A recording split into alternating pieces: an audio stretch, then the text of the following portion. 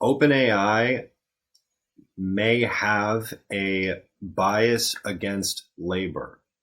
Technically, we're talking about a violation of uh, 2 points of constitutional law: the First Amendment in the Bill of Rights and the Civil Rights Amendment of 1965. That's Drew, and today he is sharing a story that raises serious questions about AI, free speech, and corporate accountability. Stick around because this is an interview you don't want to miss. I'm Daniel, and welcome to the PissedConsumer channel.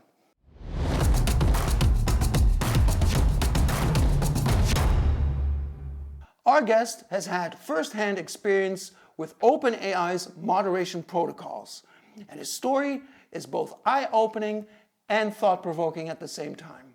Drew, thank you very much for joining us. How are you doing? Terrific. Glad to hear it. Drew, tell us your story, and if I should have any questions, I'll just jump in. Okay.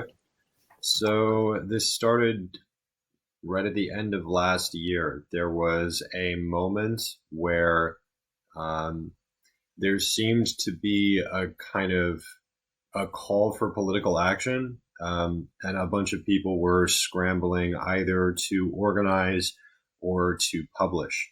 And so I was doing the same thing, and I was using OpenAI as a resource to create protest materials and to create materials designed around calling for a general strike in the United States, and in particular, translating that message into other languages. And that triggered a moderation protocol because of the content or because of the tone of the message. And there wasn't any explanation when the moderation protocol was set off, but I was very factual. Later drafts of what I wrote have been published in respected, respected publications. It's just that I can't use ChatGPT as a resource to protest this administration, apparently, and that I don't think that's appropriate. I think that strikes me like bias. If this infrastructure can't be used to write factual, correct, and journalistically appropriate protest for what is certainly a criminal and possibly even a Nazi administration in the United States, then that would make OpenAI culpable. That would, not trying to be funny, but at worst, that would make them Nazi sympathizers. Whoa, that's a heavy comparison. So what happened next? Did you try to work around it? Collaborators? I don't know the right terminology. But then I tried to use ChatGPT as a resource. Again, I was brainstorming ways of, again, publishing protest materials, this time focusing on the criminal record of Donald Trump, which is really grotesque and specific in places. Again, I was putting that kind of thing into the API of ChatGPT because those are matters of public record. They are journalistically and factually correct. Talking about Donald Trump's crimes for the purposes of publishing protest material is a perfectly legitimate use of artificial intelligence. Now, that's a horrible thing to say, but that is increasingly likely to be the truth. And again, if we can't use these tools to protest things like that, then I think we have an ethical conflict on our hands. And I think it violates fair use, particularly if we ran experiments to see if protesting the political minority in the United States would trigger the same moderation protocols as if we were to, do you get what I'm saying? If it's politically biased, or if there is an uneven enforcement of these protocols, or if they are legitimately ideology specific, then that would be a violation of constitutional law. That'd be a violation of the First Amendment, which, while not, guaranteeing private free speech, would, in effect, constitute a violation of fair use. Drew, if AI tools like ChatGPT are being used to suppress activism, that is a serious issue. But I'm curious, did you try to reach out to OpenAI directly? What was their response?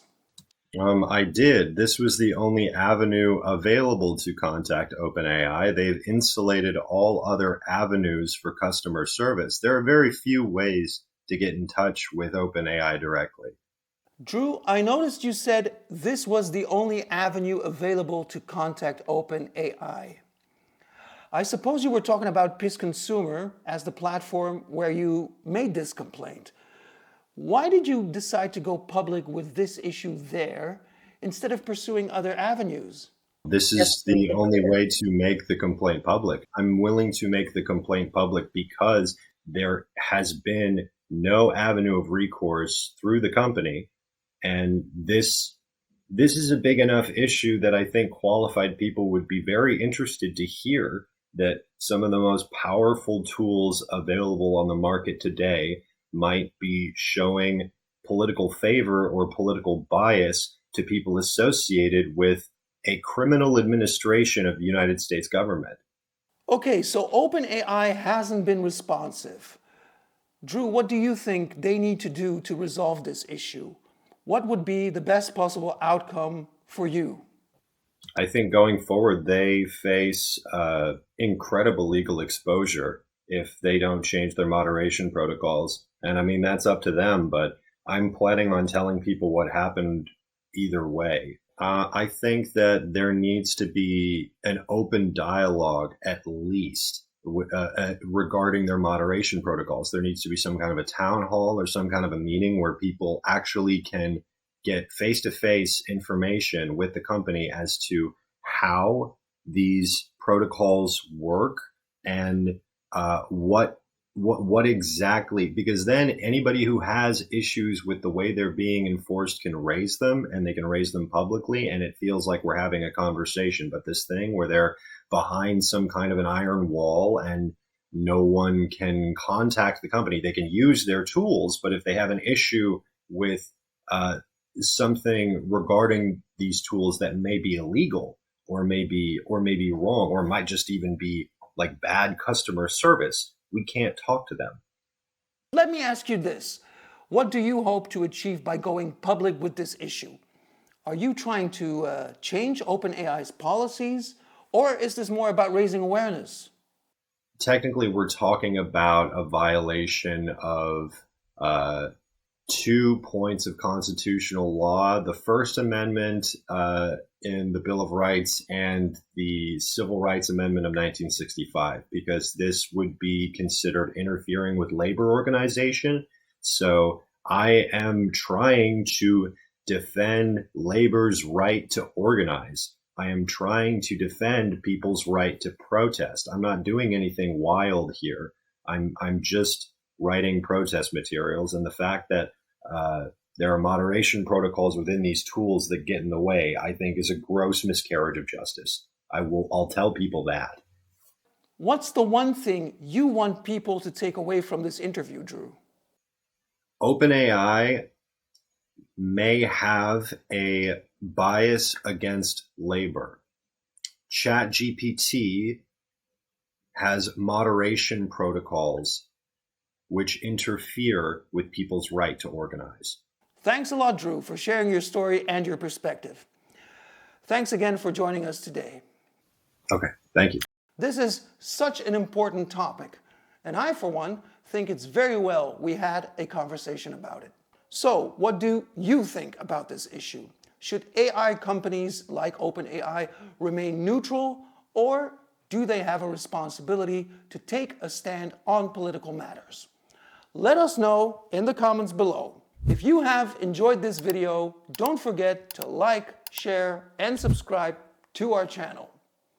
I'll see you in the next video.